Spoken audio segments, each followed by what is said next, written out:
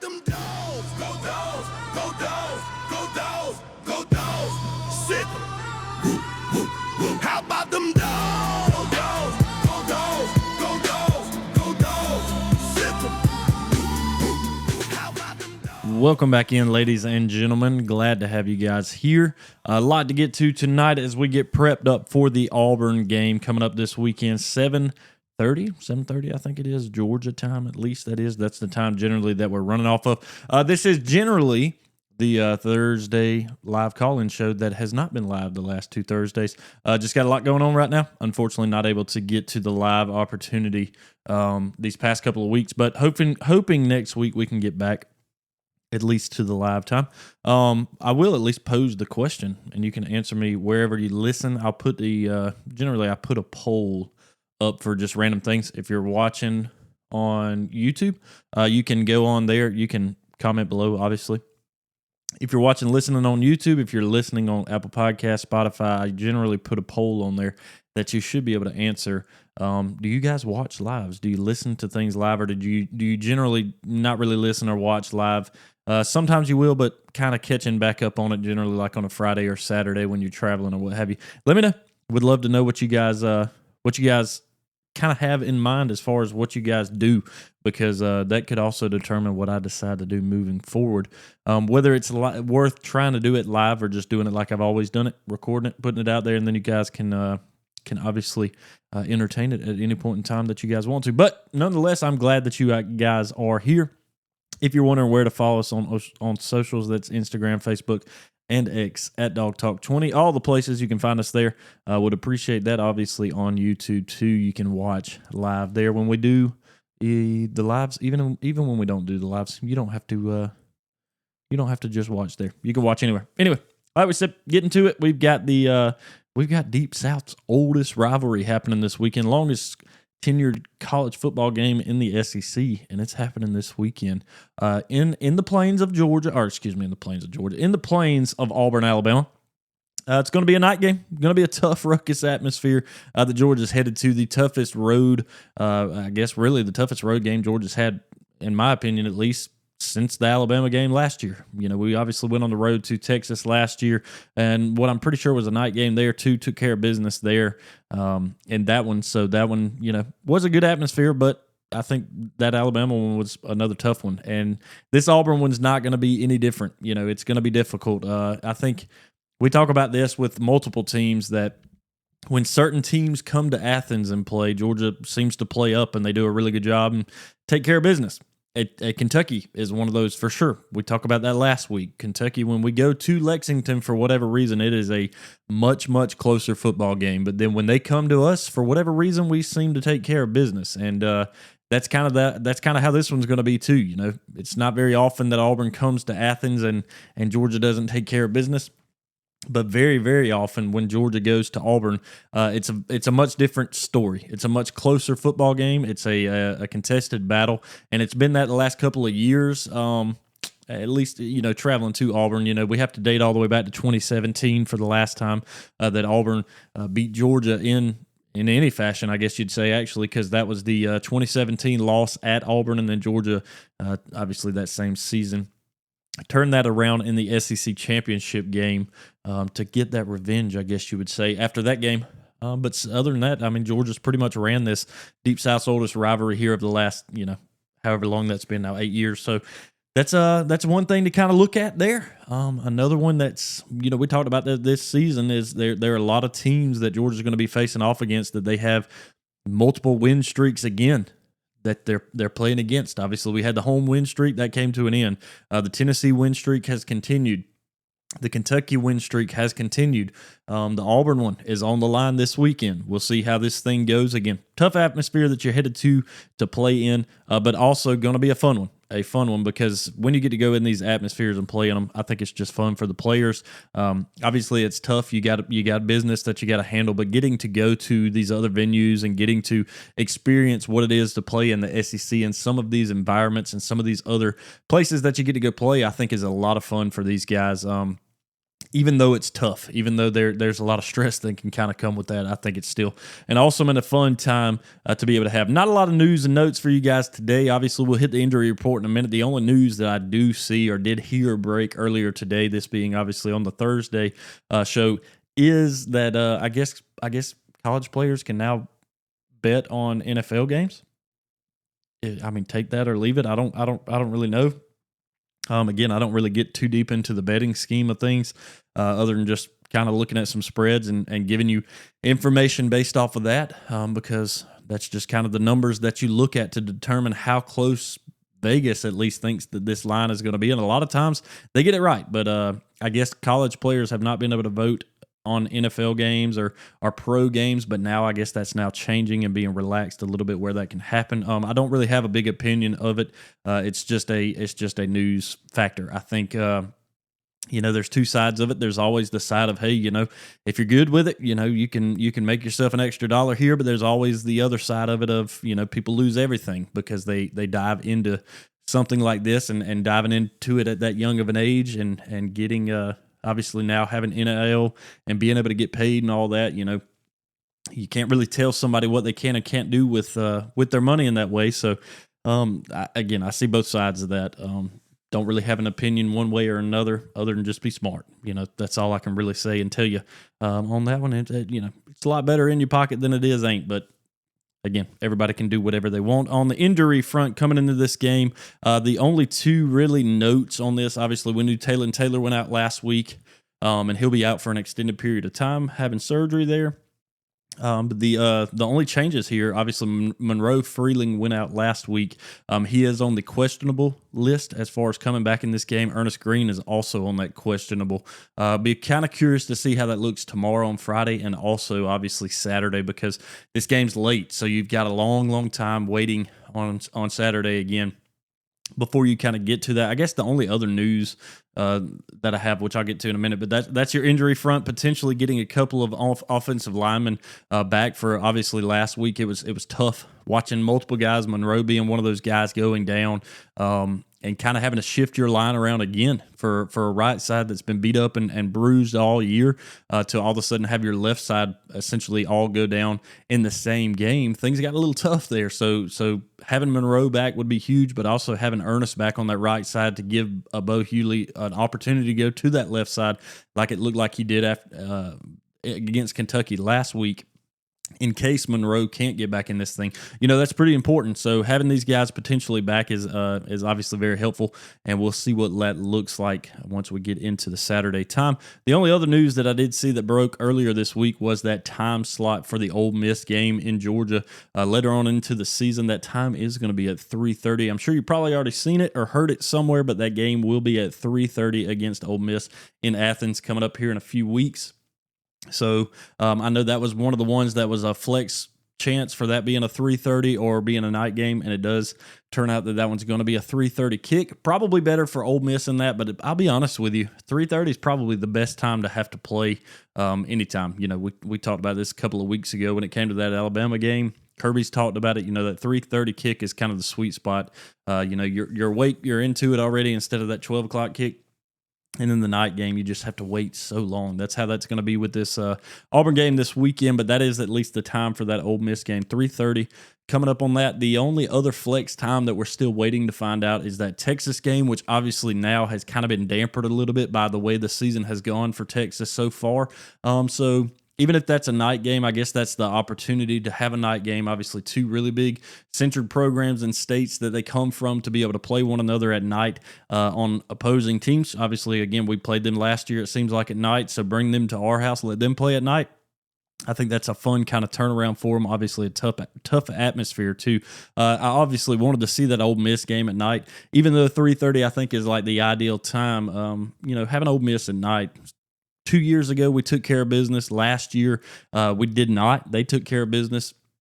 And then obviously Ole Miss being as ranked as highly as they are this year, that being a potential at least top 10 matchup coming up when that time comes, I think that night game just means a lot more for that happening. Again, considering what Texas is now. But it is what it is. I really think Texas is the only other one that we're really kind of waiting to find out what that time's going to be as far as scheduling goes. But that's pretty much all we have on the news and notes as we kind of dive into things here. Again, we got Auburn 7:30 on the Plains this weekend coming up Saturday. Looking forward to that. And this is kind of how we're going to dive into it. We're going to do like we normally do, look at some of the numbers for some guys, but also look at some numbers, obviously, team overall. Here's a comparison that I want to make for you guys that I was pretty surprised to see, just because I haven't watched a ton of Auburn, with exception to obviously seeing this is not a pokey Auburn team that you get in there with and just take care of business against. That's not going to happen. You have a team who has lost 2 football games. They are 3-2 coming into the season, but I want to go ahead and let you know right off the rip, this is not a team that you're going to come in here and just walk all over. Yes, they're 3-2, but their 2 losses come to one simple possession away from being different. They lose to an Oklahoma team who is in the top 10 now. You lose, what was the other one? Now I'm blanking on who they lost to other than that. But you lose 2 one-possession football games and two good opponents. Again, Oklahoma was the first one, which Oklahoma right now, I can't remember. I don't think they're 11th. I think they're higher up in the top 10. And then they lost to Texas A&M. And they lost 17-24 to Oklahoma, and they probably should have beat them. They lost 10-16 at A&M at night. So that is what it is. That's another top 10 team. So that's 2 teams right there that they have lost to that are really good football teams who are ranked above Georgia right now, just to be honest with you. So that's another part of this that you can kind of look at and go, okay, well, you know, they lose by 1 possession to both of those teams. That's pretty tough. And you're getting that again. And I also believe, if I'm correct on this, Auburn also has a bye coming into this game. Let me look at the schedule right here that I've got over here in front of me. At Auburn, yeah, they're getting the bye before they play Georgia too. So you're coming off of a Georgia play and an Alabama, followed by a Kentucky game, which luckily was a lot easier because Kentucky, unfortunately, just wasn't that good last week. We hope to come out of those kind of games without injuries. Obviously, our offensive line dealt with a lot of that coming into it, so that's unfortunate on the Georgia side, whereas Auburn does have that opportunity to take a breath coming into this game. Nonetheless, it doesn't matter. You got to step up and play football, and that's what we're going to have to do against the team, again, that you just cannot just shake against this team. This team is really good. They're going to be tough to beat. They're going to give you everything that they possibly can. They're going to want to end that streak that you have against them, but they're also here to make a name for themselves. Also, you know, you lose 2 football games, it's really, really hard to try to play for an SEC championship game, but it doesn't put you out of a running to try to make a run and get into the college football playoff at least, and win yourself a national championship in whatever way that takes. But here's the comparison that I was a little bit surprised coming into this game that I wanted to look at for you guys, and it's the comparison of quarterbacks, okay? Obviously, that of a Gunnar Stockton and that of a Jackson Arnold on the Auburn side. This is Gunner's stat lines compared to Jackson Arnold's, okay? Gunner is 91 for 132. That's 68.9%, right at 69%. On his completions, he has 1,047 yards with 6 touchdowns, 1 interception, okay? On the flip side, let's look at Jackson Arnold. He's 87 for 134.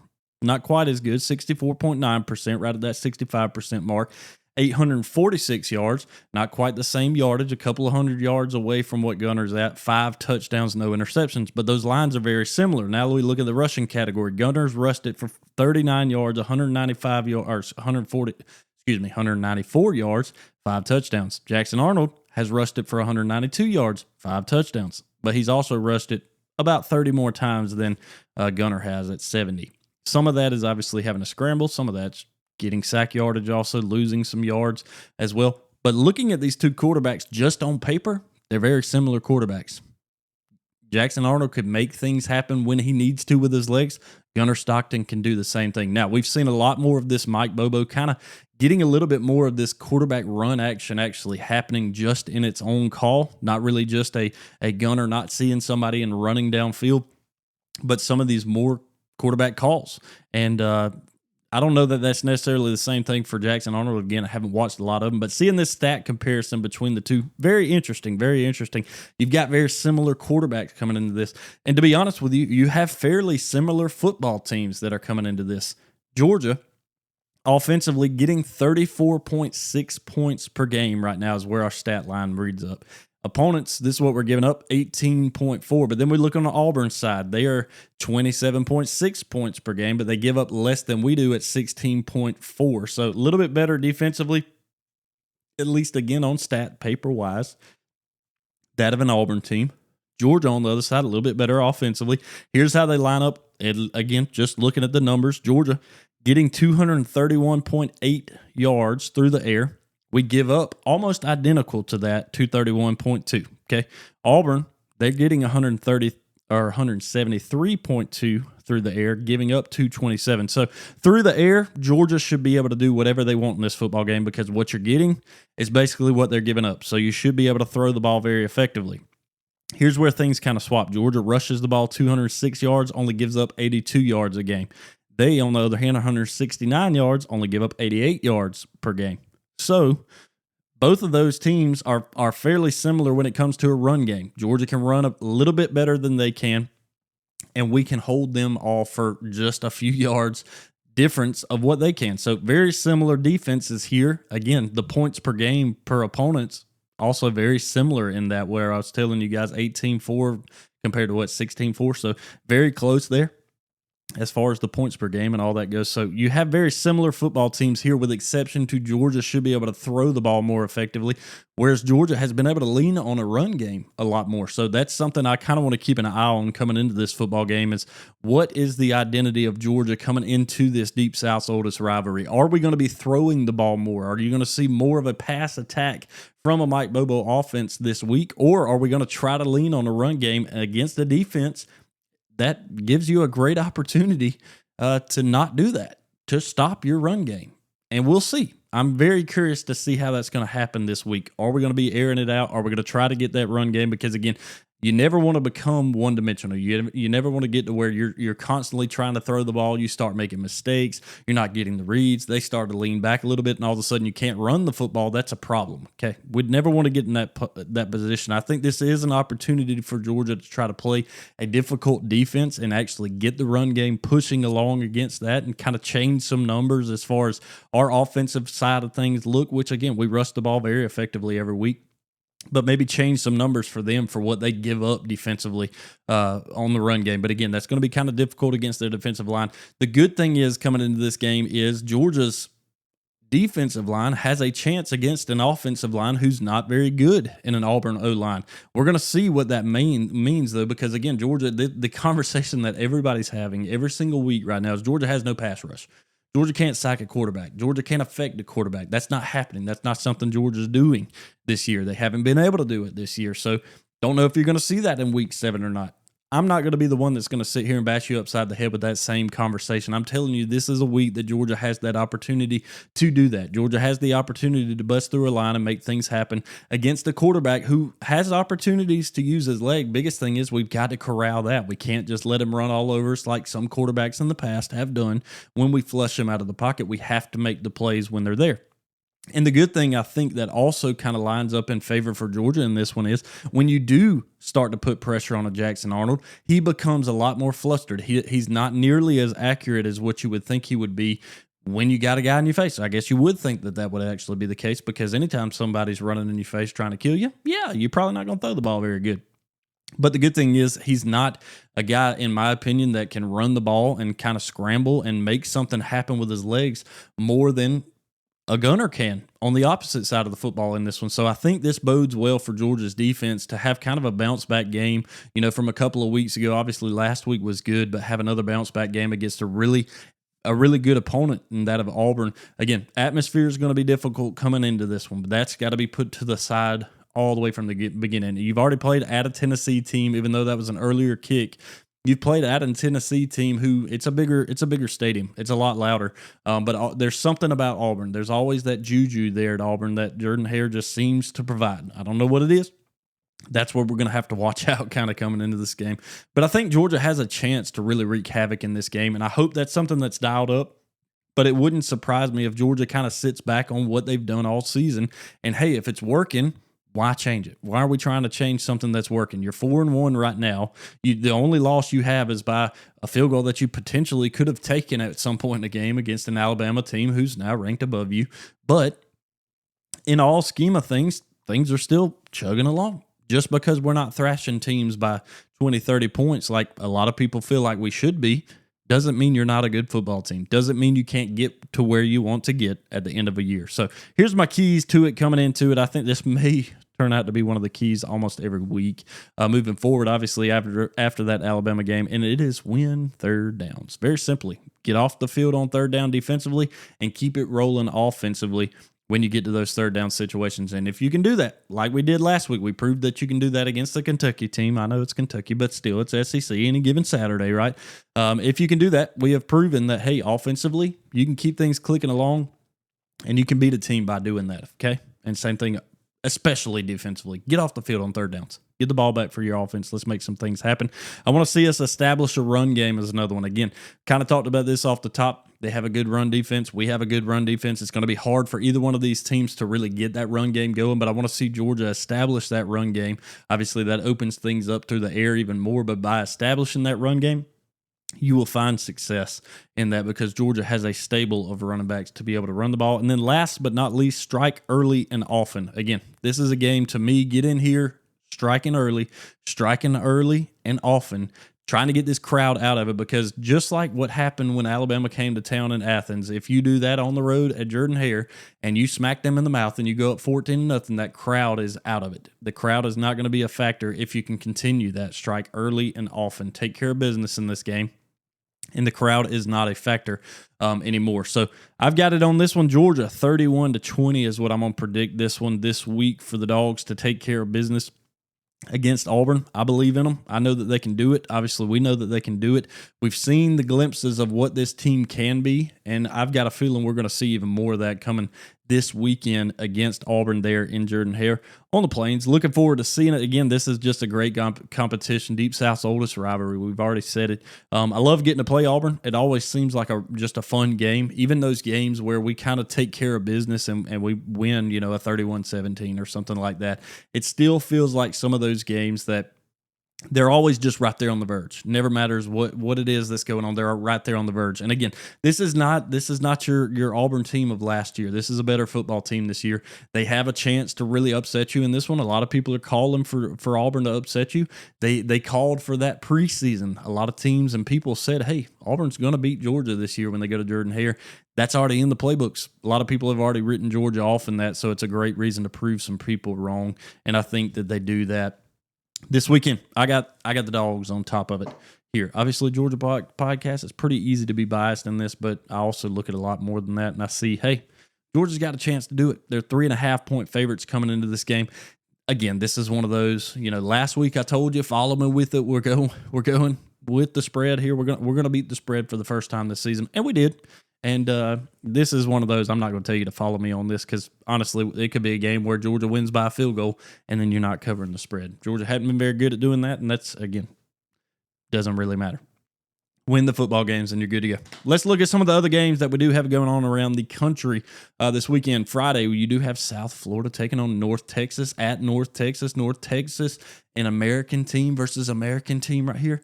North Texas, a 1.5-point favorite at home against South Florida. They are 5-0 though, so makes sense. So there's your Friday night game if you're not watching some Friday night lights out there in high school. Then you got, obviously, getting into the Saturday slate, number 1, Ohio State at number 17, Illinois. Very interesting, possibly matchup here.